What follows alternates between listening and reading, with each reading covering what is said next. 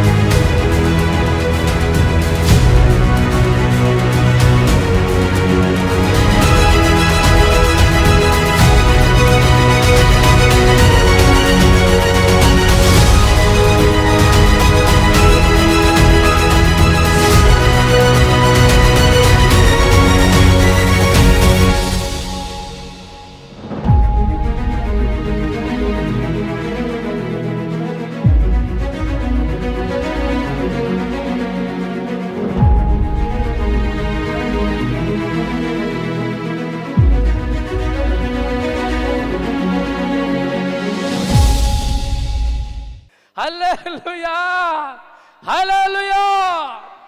రాజుగారు అన్నారు, రే దాని నిండా పాలున్నాయి కాబట్టి బడులారా తిండి అన్నాడు. దేవుడి స్తోత్రం. తీరా మోతేదాన్ని నీళ్ళే తప్పకొట్టండి. హల్లెలూయా. ఒకరు తెలియకుండా అందరు నీళ్ళు పోస్తారు. మోసం. దేవుడి సన్నిధిలో అనుకుంటున్నాం వాడి హత్తాలే 100 రూపాయలు, నాకెందుకు 2 రూపాయలు హత్తాలే, వాడి హత్తాలు 50 రూపాయలు కూడా మన 10 రూపాయలు హత్తాలే. దేవుడు ఎక్కరించవు తప్ప. దేవుడి స్తోత్రం. హల్లెలూయా. వారి మనసు చెడ్డది కనుక దైవజనం యజమాని చెప్పిన మాటను గౌరవించకుండా వారందరూ కూడా ఒకరు తెలియకుండా నీళ్ళు పోతే రాజుగారు ఉగ్రతకు పాలైపోయారు. మన జీవితాల్లో కూడా దేవుడు మనం చూసేవాడు ఒకడు ఉన్నాడు దైవజనమా. అందుకే ప్రతి ఒక్కరూ కూడా దేవుని బట్టి మంచి ఫలములు దేవుడికి ఇచ్చే మనసుతో ఉండాలి.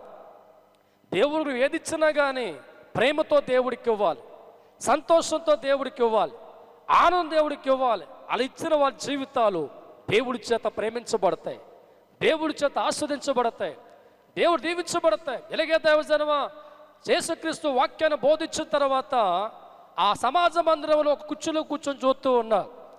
చాలామంది పెద్దలు వచ్చి కానుకలు వేయడం ప్రారంభించారు. కానుకలు వేస్తూ ఉండగా చివరికి ఒక ముసలాం వచ్చింది. ఆ ముసలాము కూడా డబ్బులు లేవు, తనకున్న మురుగులు ఉన్నాయి. ఆ మురుగులు తీసి వేసింది. దేవుడి స్తోత్ర. యేసయ్య అక్కడ అంటాడు అందరికంటే ఆమె ఏం చేసిందంట ఎక్కువ వేసింది. దేవుడి స్తోత్ర.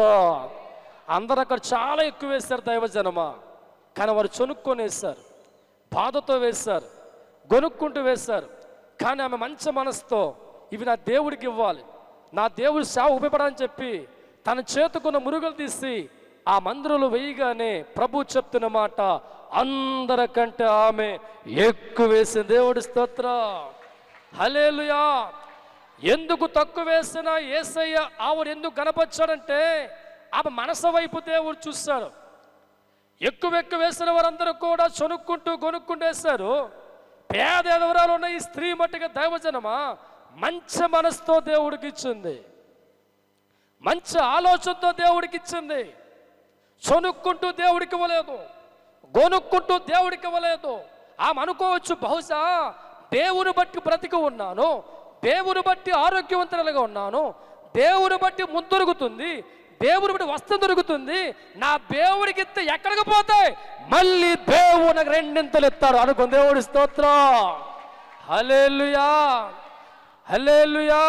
ఇంతవరకు జీవితంలో దేవుడికి ఇవ్వాలంటే వెనక పెట్టి ముందుకు వెళ్ళిపోతున్నావేమో, మార్కో. దేవుడికి ఇచ్చింది ఎంతైనా చాలు, కానీ ఇచ్చే మనసు ఇంపార్టెంట్. దేవుడికి ఇచ్చినప్పుడు మంచి మనసు తన తండ్రికి అనే భావం తీస్తే ఇచ్చిన దీవెని చూస్తారు దైవజనమా. చాలామంది జీవితాలు ఇస్తూనే ఉంటారు కానీ ఒక ఆశీర్వాదం ఆ జీవితాల చోళ్ళకి ఏడుస్తూ ఉంటారు. ఎందుకో తెలుసా?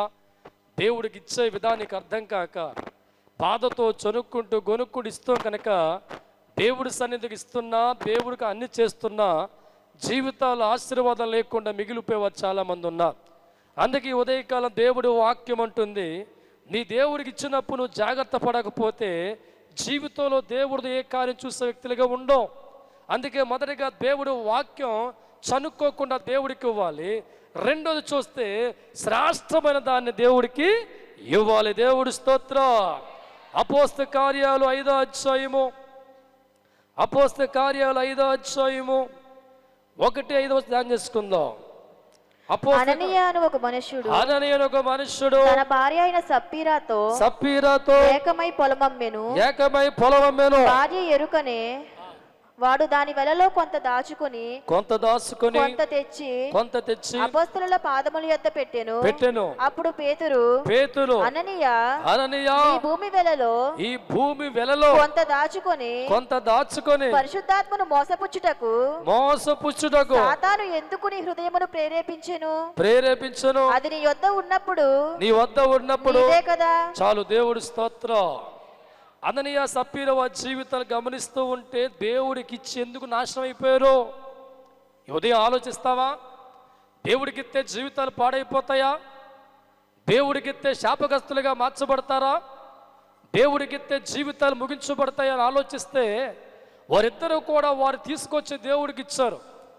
దేవుడికి ఇచ్చిన వారి జీవితాలు ఎందుకు బాగుపడలేదో, దేవుడికి ఇచ్చే వారి జీవితాలు ఎందుకు దీవించబడలేదో? దేవుడికి ఇచ్చారు కదా, దేవుడి సేవకి ఇచ్చారు కదా, దైవజనులకి ఇచ్చారు కదా. దేవుడికి ఇచ్చిన వారి జీవితాలు నశించిపోయే వర్గాలకు వెళ్ళిపోయి నష్టపోయారు జీవితాలు. ఈ ఉదయకాలం ఒకసారి ఆలోచిస్తావా దైవజనమా? వాళ్ళు ఇచ్చిన విధానము మోసపూరితంగా దేవుడికి ఇవ్వడం ప్రారంభించారు. భార్య అంటుంది, ఇంత మన బతికలారా బాబు యజమానే అని మొదలెట్టింది. ఇద్దరు కూడా లోపల ఇంట్లో డిస్కషన్ మొదలుపెట్టారు. మొత్తం దేవుడికి ఇద్దామే అనుకున్నారు ప్రారంభంలో. కానీ ఇంటిలో భార్య మాటలు బట్టి భర్త మారిపోయాడు, భర్త మాటలు బట్టి భార్య మారిపోయింది. ఇక దేవుడికి చూస్తాను సత్తానుకున్న ఆయన అనుకున్నారు, మోసం చేద్దాం. ఎవరిని? దేవుణ్ణి మోసం అనుకొని సగం దాచుకొని తెచ్చినాడికి ఆయన దేవుడి స్తోత్రం. ఆత్మ కలిగిన పేదలు ఇంతకే అమ్మారా అంటే ఇంతకేనయ్యా, ఇంతకే దేవుడి స్తోత్రం. అప్పుడు పేతురు పలికిన మాట, ఎందుకు పరిశుద్ధాత్మ దేవుణ్ణి మీరు మోసం చేశారు? దేవుడి స్తోత్రం. హల్లెలూయా, హల్లెలూయా. దేవుడికి ఇచ్చేటప్పుడు చనుక్కోవడం వారి జీవితాలు ప్రారంభమైంది, గొనుక్కోవడం ప్రారంభమైంది. భార్య భర్తల సమాధానం కాకుండా ఇద్దరు కూడా మోసపరిచే ప్రయత్నాలు చేశారు. దేవుడికి ఇచ్చిన వారి జీవితాలు ఆశీర్వాదంలోకి వెళ్ళేది కానీ దైవజనమా శాపంలోకి వెళ్ళిపోయి. ఈ ఉదయకాలం ప్రభు ఆత్మతో మీతో మాట్లాడుతున్నాం. దేవుడికి ఇవ్వకపోయినా పర్వాలేదు కానీ నీ మంచి మనసుతో ఇవ్వకపోతే నష్టం చూస్తావు. దేవుడికి ఇచ్చేటప్పుడు వారి జీవితాలు మంచి పరిసరాలు కలిగి లేరు, మంచి హృదయం కలిగి లేరు, యథార్థమైన భావం కలిగి లేరు. అందుకే వారికి దేవుడికి ఇవ్వడంలో కూడా మోసపూర్వమైన ఆలోచనలతో దేవుడికి ఇచ్చారు. వాళ్ళ తలంపులు చెడ్డగా మార్చుకొని దేవుడికి ఇచ్చారు. దేవుడికి ఇచ్చిన వారి జీవితాలు పరిశీలిస్తూ ఉంటే ఆశీర్వాదం లేదు, దీవెన లేదు, సంతోషం లేదు, నెమ్మది లేదు. చివరికి వారి జీవితాలు మరణ వైపున పరిస్థితికి వెళ్ళిపోయారు. ఓయ్, దేవుడికి ఇచ్చిన వారి జీవితాలు ఎందుకు శపించబడ్డాయి? దేవుడికి ఇచ్చిన వారి జీవితాలు ఎందుకు నష్టపోయారు? దేవుడికి ఇచ్చిన వారి జీవితాలు ఎందుకు శాపగ్రస్తంగా మార్చబడ్డాయి? దేవుడికి ఇచ్చిన బతుకులు ఎందుకు నశించిపోయి అంటే దేవుడు వాక్యం అంటుంది. దేవుడికి ఎలా ఇస్తున్నారు? గొనుక్కుంటూ ఇస్తున్నారా? ఏడుతూ ఇస్తున్నారా? చెడ్డ ఆలోచనతో ఇస్తున్నారా? చెడ్డ తలంపులు ఇస్తున్నారా? ఆ తలంపు కలిగిన మనసు ఇస్తే దైవజనమా ఒక్క ఆశీర్వాదం కూడా జీవితకాలం చూడలేవు, ఒక్క మేలు చూసే వ్యక్తిగా మారలేవు. ఒక కయ్యల జీవితం గమనిస్తున్నా, వీళ్ళ జీవితం గమనిస్తున్నా, వారు దేవుడికి ఇచ్చారు కానీ ఆశీర్వాదం వారి జీవితంలో లేదు, దీవెన వారి జీవితంలో లేదు, మేలు వారి జీవితంలో లేదు, సంతోషం వారి జీవితంలో లేదు. దేవుడికి ఇచ్చేవారు శాపగ్రస్తులుగా మారిపోయారు. నష్ట జాతకులుగా మారిపోయారు, శపించబడిన వారిగా మారిపోయారు. ఈరోజు చాలా మంది జీవితాల్లో కూడా అటువంటి బతుకులు కలిగిన వారు చాలా మంది ఉన్నారు. ఈరోజు నీ జీవితాల్లో కూడా దేవుడికిచ్చి మేలు చూడలేకపోతున్నావా? దేవుడికిచ్చి దీవెన చూడలేకపోతున్నావా? దేవుడికిచ్చి ఆయన కృప దొరకటం లేదా? దేవుడికిచ్చి దయ చూపించలేకపోతున్నావా? అయితే మార్చుకొని జీవితాన్ని దేవుడికి ఇచ్చినప్పుడు యథార్థ మనసు కలిగి, నిర్మల మనసు కలిగి, మంచి మనసు కలిగి, మోసం విడిచిపెట్టి నా తండ్రికి ఇస్తున్నాను, నా దేవుడికి ఇస్తే నాకు రెండంతలు దీవెనిస్తాను నమ్మి నీ గుప్పులు ఇప్పడం ప్రారంభించు. కార్యం జరగకపోతే నా పేరు మార్చుకుంటా. దేవుడి స్తోత్రం, హల్లెలూయా. ఎంతగా ఏడుతుడు విత్తాన్ని ఏడుతూనే ఉంటావు, ఎంత చనుక్కుంటూ ఇస్తూ ఆ చను కూడా ఇంటికి అయిపోతుంటుంది. దేవుడికి ఏడుతూ ఇస్తుంటే పంటలో ఏడుపు మిగులుతుంది, పాడులో ఏడుతూ దేవుడికి ఇస్తే పాల్లో ఏడుపు మిగులుతుంది. ఉద్యోగంలో కూడా అంత ఇచ్చేయాలని చెప్పి ఏడుతూ ఇస్తే ఉన్న ఉద్యోగంలో ఏడుతూ ఉంటావు. దేవుడి స్తోత్రం. చిన్న కూలి పని చేసుకుంటున్నావా? 10 రూపాయలు నీకు వచ్చిందా? 1 రూపాయి తీసావా? సంతోషంతో ప్రభువుకు ఆ 10 రూపాయలు కూలి పని 100 రూపాయలుగా మారిపోవాలి. హల్లెలూయా. 2 గేదెలు మేపుకుంటున్నావా? వారం రోజుల్లో 500 సంపాదిస్తున్నావా?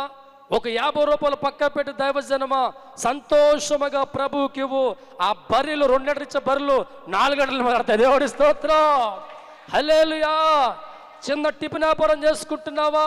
టిఫిన్లో కూడా దేవుడికి ఇవ్వాలా అనమాక టిఫిన్లో కూడా దేవుడికి ఇవ్వడం ప్రారంభించి, ప్రభువా ఇంత నాకు ఇచ్చావు తండ్రి, నిన్ను బట్టి ఇచ్చావుగా దేవా అని చెప్పి వచ్చిన దాన్ని తీసుకెళ్ళి అలా ప్రభువుకి ఇస్తే 1000 రూపాయలు వ్యాపారం 2000కి వెళ్ళిపో. దేవుడి స్తోత్రం, హల్లెలూయా, హల్లెలూయా. ఇలాగే దైవజనమా చెప్పాలి టైం లేకపోతే. దేవుడి స్తోత్రం. ఒక ఆయన ఏడ్చుకుంటూ అప్పులతో బాధలతో మందిరికి వచ్చాడంట. ఆ గుడి మెట్లు కూడా ఏడుస్తూ ఉన్నాడు. ఈలో పాస్టర్ గారు సైకిల్ దొక్కుంటూ వస్తున్నాడు. అందరికన్నా ముందు ఒక్కడే ఏడుతూ, ఎవడో అర్థం కాలే, కొత్త మనిషి. మెల్లిగా తలుపులు లోపలికి వచ్చి తుడుచుకున్నాడు పాస్టర్ గారు. అది ఏడుస్తూనే ఉన్నాడు, చదువుతుంటే ఏడుస్తూనే ఉన్నాడు. మనసు ఆగక వెళ్ళాడంట. బాబు నీది ఏ ఊరు, ఎందుకు ఏడుతున్నావు అంటే, బాబు పీకల దాకా అప్పులు అయిపోయాను, జీవితంలో అందరూ తోలేశారు, బాధలతో ఉన్నానని చెప్పి అంటే అన్నాడంట. సరే బాబు, ఇదిగో దేవుడు నామాన్ని బట్టి ప్రార్థిస్తున్నాను, ఇదిగో చిన్న వ్యాపారం చేసుకోమని ఒక 10 రూపాయలు ఇచ్చాడు. దేవుడి స్తోత్రం, హల్లెలూయా. ఒక మాట చెప్పాడంట, వచ్చిన దాంట్లో మొదటిగా దేవుడికి మా దేవుడి స్తోత్రం. చిన్న వ్యాపారం చేస్తే దైవజనమా 10 రూపాయలు వ్యాపారం స్టార్ట్ చేస్తే రోజుకు 30 రూపాయలు వస్తుంటే 3 రూపాయలు తీసుకెళ్ళి ప్రభుకి ఇచ్చాడంట. ఎంత? 3 ఇచ్చాడు. దేవుడి స్తోత్రం. వ్యాపారం 1000లోకి వెళ్ళిపోయింది. 1000 రూపాయలు వస్తే 100 రూపాయలు దేవుడికి ఇచ్చాడు. దేవుడి స్తోత్రం. వ్యాపారం 10,000లోకి వెళ్ళిపోయింది. 10,000లో 1000 రూపాయలు ప్రభు, దేవుడి స్తోత్రం. వ్యాపారం లక్షల్లోకి వెళ్ళిపోయింది. 1,00,000 రూపాయలు 10,000 దేవుడి స్తోత్రం.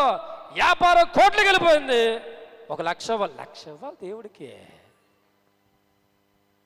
ఏమనండి? 1 కోటి రూపాయల లాభం ఎంత వలే, ఎంత వలే? అప్పుడు బ్రేక్ పడింది. 1,00,000 రూపాయలు దేవుడికి ఇవ్వాలా? నేనెవరో? దేవుడి స్తోత్రం. తప్పలు కొట్ట దేవుడి స్తోత్రం, హల్లెలూయా. పాపం వాడి కోసం పాస్టర్ గారు కనబడతలేడు. 1,00,000 పోయి కదా, ఎక్కడ కనబడతలా? కానీ పాస్టర్ గారు బెంగతో ఉపవాసం విడిచెక్కిపోయాడు. ఎవడో పాస్టర్ గారు ఉపవాసాలు చేసి చేసి చేసి ఈడేమైపోయాడు, ఆయన బతికిచ్చు ప్రభు అని ఇంకా తెలియదుగా ప్రార్థన చేస్తూనే ఉన్నాడు. ఒకరోజు పెద్ద కారు మీద వస్తున్నాడు అన్నమాట. ఎక్కడికే కారు మీద. బాబు నువ్వేనా? నేనే. బాబు మందిరికి రావాయంటే, పాస్టర్ గారు ఆ వ్యాపారం చూసుకోవాలా, ఈ వ్యాపారం చూసుకోవాలా, ఈ వ్యాపారం చూడాలా, నాకు ఎక్కడ ఖాళీ అండి? దేవుడి స్తోత్రం, హల్లెలూయా. ఐ యామ్ బిజీ అక్కడ. దేవుడి స్తోత్రం. పాస్టర్ ఒప్పుకుంటా, బాబు నోటుకు ముద్ద లేకపోతే ప్రార్థన చేస్తానయ్యా, నీకు అప్పులు ఉంటే ప్రార్థన చేస్తానయ్యా, దా దేవుడి కంటే. పాస్టర్ గారు నా సంగతి బాగా తెలియదండి, ఐ యామ్ బిజీ మ్యాన్. దేవుడి స్తోత్రం. పాస్టర్ గారు బాధపడలేక అన్నాడంట, నేను కాలేలా ప్రార్థించాను తప్పకుండా. దేవుడి స్తోత్రం, హల్లెలూయా, హల్లెలూయా. సరే బాబు నీ కోరిక తీరుతుందని చెప్పి రామన్నాడు. దేవుడి స్తోత్రం. ప్రభువా ఈ బిడ్డని ఖాళీ అయిపోయిన తప్పుడు. దేవుడి స్తోత్రం, హల్లెలూయా.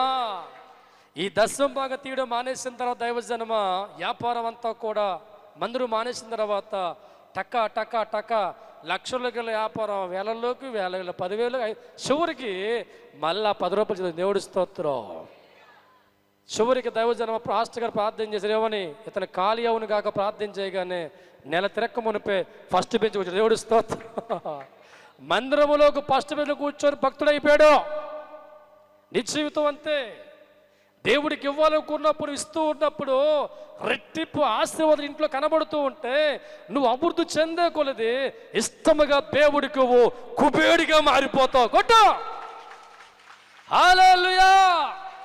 చివరి మాట దినవృత్తాంతం 29వ అధ్యాయము 14వ వచనం 359వ పేజీ 359వ పేజీ చదవమ్మా. 359వ పేజీ 29వ అధ్యాయము 14వ వచనం. ఈ ప్రకారము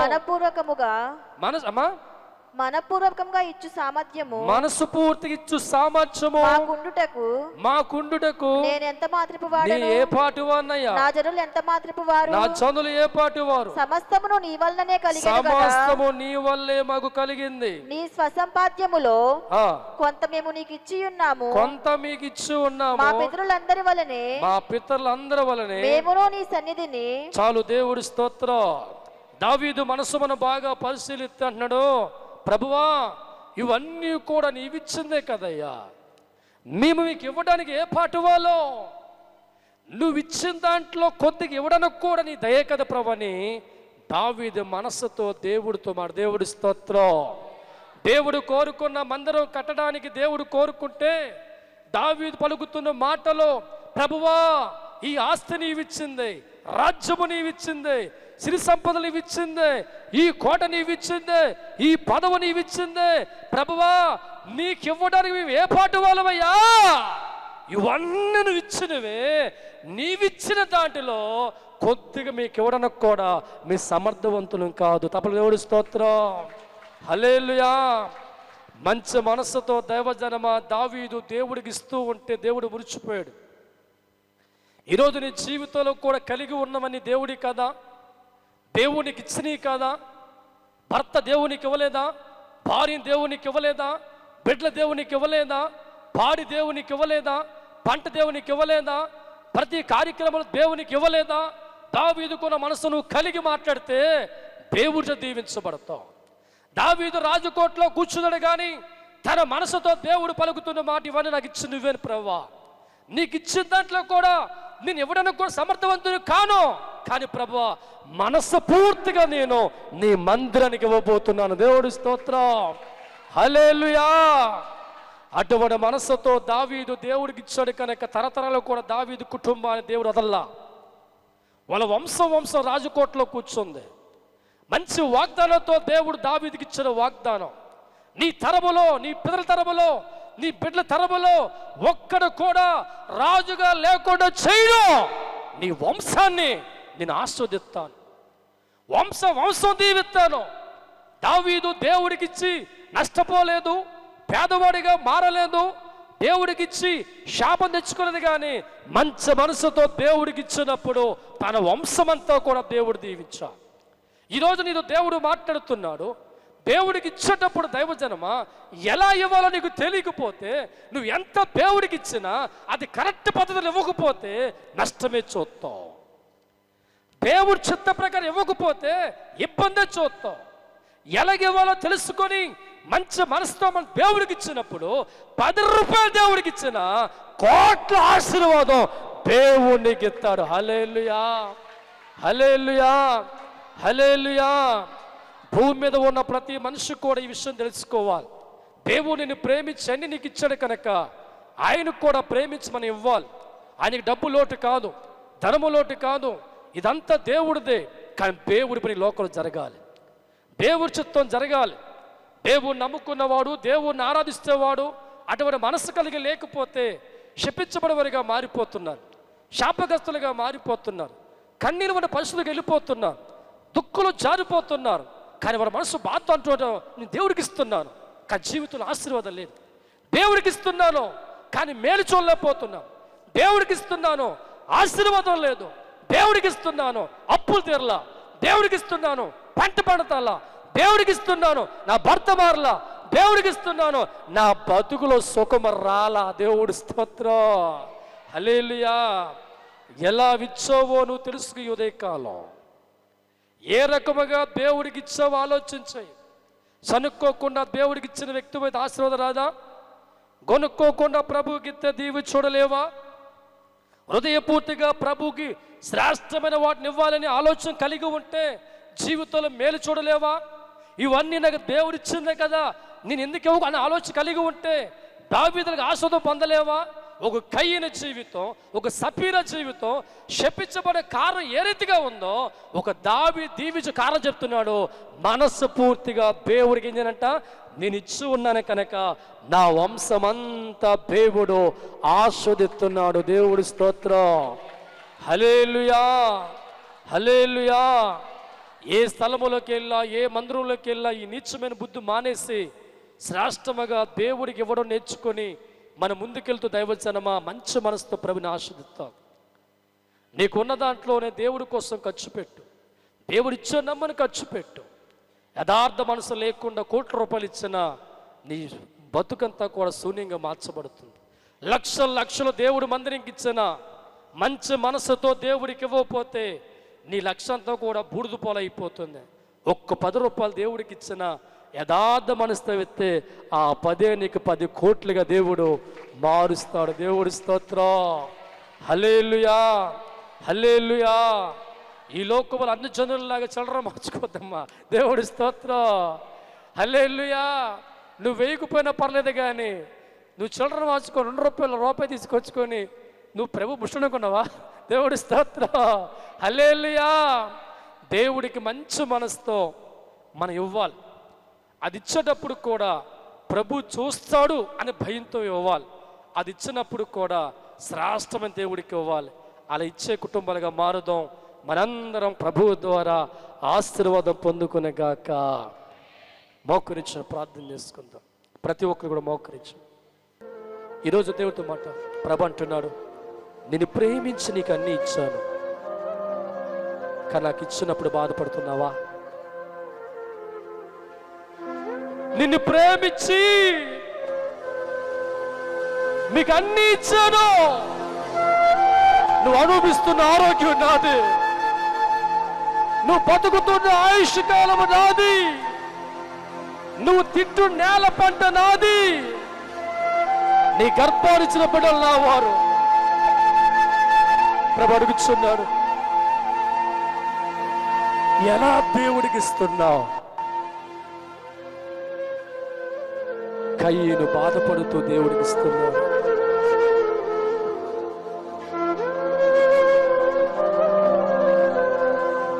కయ్యను బాధపడుతూ దేవుడికి ఇస్తున్నాడు. దుఃఖపడుతూ దేవుడితో మాట్లాడుతున్నాడు. నేను ఎందుకు దేవుడికి ఇవ్వాలని ఆలోచన చేస్తున్నాను. ఒక్కసారి మనసు పెట్టి ఆలోచిస్తే తల్లి గర్భంలో బయటకు వచ్చినప్పుడు ఏమి నీకున్నాయి? తల్లి గర్భంలో బయటకు వచ్చినప్పుడు నువ్వేమి కలిగి వచ్చావు? ఈరోజు కుటుంబాన్ని కలిగి ఉన్నావు, ఈరోజు వస్త్రం కలిగి ఉన్నావు,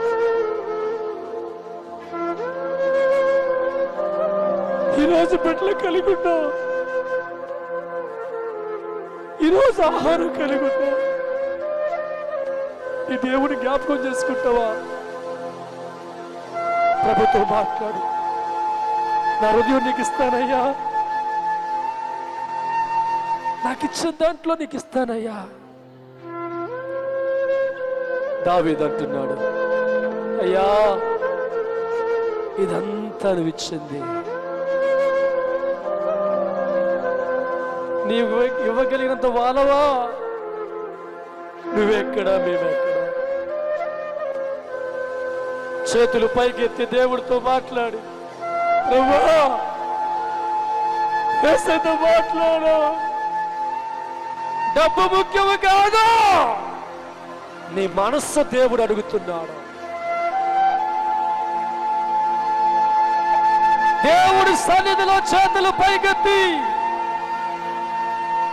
నా మనసెంత వరకు నీకు అనుకూలం లేదయ్యా.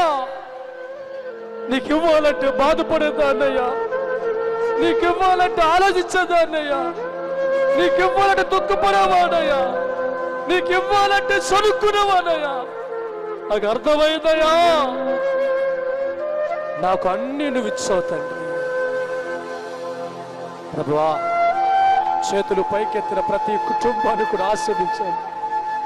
ఏ ఒక్కడు పేదవాడిగా ఉండకూడదయ్యా, ఏ ఒక్కరు పేదవాడిగా ఉండకూడదు బాబు.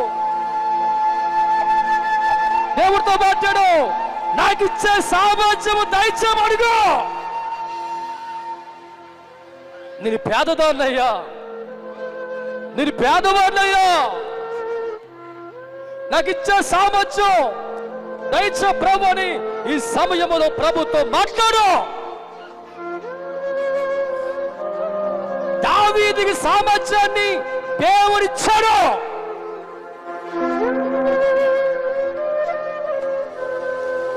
ఈరోజు ప్రభు సన్నిధిలో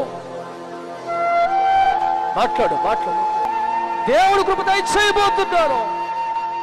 ఈరోజు మనస్సు పూర్తిగా దేవుడితో మాట్లాడు. కన్నీళ్ళతో ప్రభుతో మాట్లాడు. కన్నీళ్ళతో ప్రభుతో మాట్లాడు.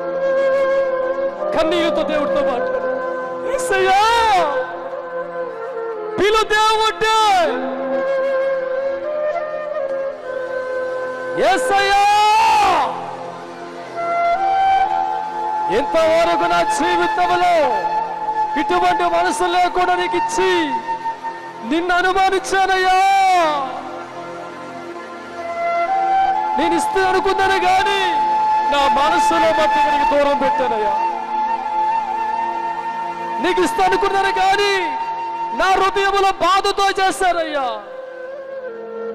ఈరోజు నాతో మాట్లాడినందుకు వందనాలు. ప్రభుతో మనస్ఫూర్తిగా ఆయన జ్ఞాపకం చేసుకుంటూ నన్ను ఆస్వాదించిన ఆయన పేదరాల్ని, నన్ను ఆస్వాదించయ్యా పేదవాడిని, నన్ను ఆస్వాదించు తండ్రి. లేమిలో ఉన్నాను, నా కుటుంబాన్ని దీవించమని ప్రార్థించాను. ఖచ్చితంగా ఈరోజు ఐశ్వర్యవంతునిగా ప్రభు మార్గం చూపబోతున్నా. చెయ్యి, ప్రార్థన చెయ్యి. దేవుడితో మాట్లాడగలిగితే నా ప్రభు చెప్తున్నాడు, ప్రతి పేదరిక ప్రభు కొట్టువైపోతుంది. ప్రతి పేదరి కొట్టువైపోతున్నా. చేతులు పైకెత్తి ఒక్కసారి దేవుడితో మాట్లాడు. దేవుడి సన్నిధిలో ఉన్న ఆశీర్వాదానికి మన వారసులు కాబోతుంది. మన పేదరికాన్ని కొట్టివేయబడబోతుందో. ఎంతమంది అయితే మనసు మార్చుకొని ఈ వాక్యం గుండెలు ఎత్తుకొని నేను 10 రూపాయలు దేవుడికి ఇచ్చిన మంచి మనసుతో ఇవ్వాల్సిన వాడికి ఉన్నా నమ్మి ముందు కొనసాగించమని చేతులెత్తిన ప్రతి బిడను కూడా యేసు నామములో దీవించమని అడిగి వేడుకుంటున్నాము తండ్రి. బిగ్గరగా తప్పట్లు కొడుతూ దేవుడికి మహిమ కలుగును గాక. Praise the Lord. ఈరోజు మనం గ్రేస్ టీవీ కార్యక్రమానికి స్పాన్సర్ చేసిన కుటుంబం తణుకు సురేష్ గారు. వారి కుటుంబం తరపున మరి దేవుడి వాక్యం ఇక్కడతో ఆగకూడదు, మరి అన్ని ప్రాంతాలు వెళ్ళాలని ఆలోచన చేసి ఈరోజు మన కార్యక్రమానికి టీవీ స్పాన్సర్ నిలబడ్డారు సురేష్ గారు. మరి వారు ఎంతో మంచి ఉదయంతో వచ్చి 10 మందికి కూడా ఈ వాక్యం అందించబడాలని తణుకు వాస్తువులు సురేష్ కుటుంబ సభ్యులు ఈ కార్యక్రమం స్పాన్సర్గా నిలిచి ఉన్నారు. మరి వారి కొరకు చిన్న ప్రార్థన చేస్తున్నాను. ప్రభువా, టీవీ కార్యక్రమానికి గ్రేస్ టీవీలో వాక్యం అందించడానికి తణుకు వాస్తువులైన మరి సురేష్ గారి కుటుంబం మరి ముందుకొచ్చారు. వారి కుటుంబాలను నిండు నూరేలు దీవించమని యేసుక్రీస్తును అడుగుచున్నాం తండ్రి, ఆమేన్. అలాగే దైవజనమ, ఎవరైనా ప్రార్థనా సహాయం కోరినా, స్పాన్సర్లు ఎవరైనా ఉన్నా కిందిస్తున్న ఫోన్ నంబర్కి మీరు సంప్రదించండి. దేవుడు సురేష్ కుటుంబాన్ని వారి సభ్యుల్ని దీవించును గాక.